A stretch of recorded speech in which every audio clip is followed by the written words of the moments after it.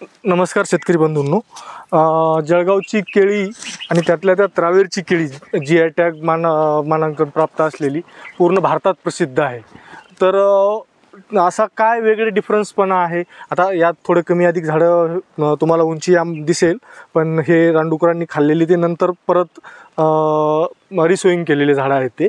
तर हा फक्त 1.5 महिन्याचा प्लॉट आहे, बरोबर आहे काका? हो, 1.5. आणि फर्टिलायझर डोस काय काय झालेले? बेसलमध्ये 10-20 केलेले आणि मायक्रोन्यूट्रिएंट केले, मायक्रोराजा केलेले. मायक्रोराजा हो, पूर्ण ड्रिपद्वारेच? नाही, तो बेसल दिला होता याला. हो. आणि आता युरिया, पोटॅश आणि मॅग्नेशियम. आता ही लाईन किती फुटाची काका? ही 62 खोडा ड्रिपची? नाही, ड्रिप किती फूट आहे? ड्रिप येईल 150 फूट. 12 mm? हो. 120 फुटापर्यंतच मान्यता आहे ना चालू? हा 2 लिटर डिपर घेतलेला आहे. अच्छा अच्छा अच्छा. डिपर जो आहे हा 2 लिटर आहे, हा 4 लिटर नाही आहे. अच्छा अच्छा अच्छा. त्यामुळे जास्त होतो.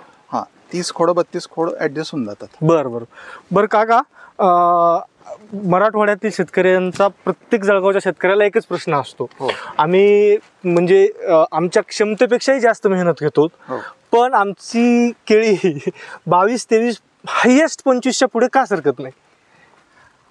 पाणी आणि जमीन हा एक विषय आहे. ओके, जमिनीचा आता आहेच, कारण ही रेगुरचीच मृदा आहे एकदम. अगदी अगदी. हो, तो सर्वात महत्वाचा आहे. हो. आणि pH कमी करायसाठी फॉस्फरिक वगैरे थोडंसं वापरा. हो, तो एक आहे. फॉस्फरिक कधीपासून सुरू करायला पाहिजे? 1 महिन्यानंतर करा. 1 महिन्यानंतर, लागवडनंतर? हो, काही प्रॉब्लेम नाही. आणि पर एकर डोस काय द्यायचा? 1 ते 2 किलोचा करा. 1 ते 2 किलो मिनिमम. त्यानंतर प्रत्येक महिन्याला 1 ते 2 किलो देतच राहायचं? हो, द्या. ओके. आणि दुसरं बाकी फर्टिलायझर मॅनेजमेंट वेगळं? वेगळं काही नाही, शेड्यूल फक्त चांगलं ठेवा. हो, तर रेग्युलर ठेवा. युरिया, मायक्रोन्यूट्रिएंट तेवढंच गरजेचं आहे. अच्छा.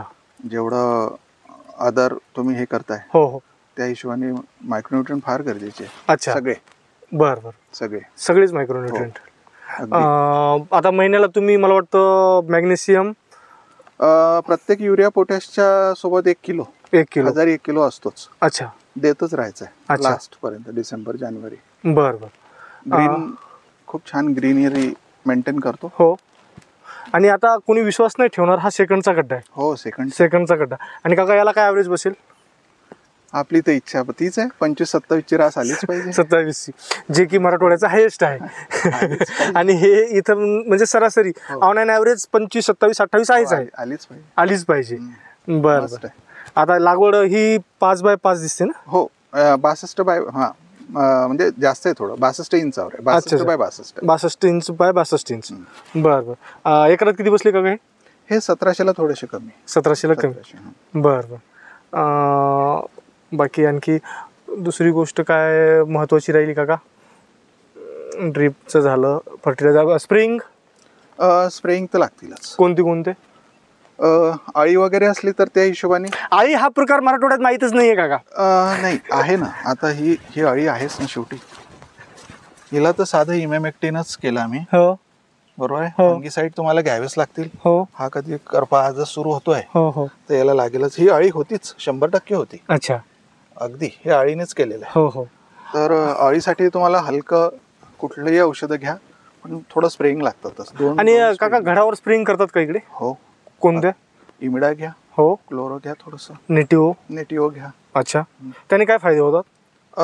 बारीक तुमचा जो हे आहे सकर, तो सगळा मरून जातो. अच्छा. लाल जे नंतर पडतं ना, आता मी आल्या जो क्वेश्चन केला होता ना काका, ह्या 3 गोष्टी इथेच डिफरंट निघाल्या. मराठवाड्यात फवारणी हा प्रकारच नाही, आणि घडावर तर नाहीच. नाही, करावीच लागेल. आणि क्लोरो किंवा हलका नुवान वगैरे, आता नुवान तर बंद झाला. हो. तिच्याने बाकीचे जे डास असतात हिच्यातले, ते लवकर जातात. अच्छा.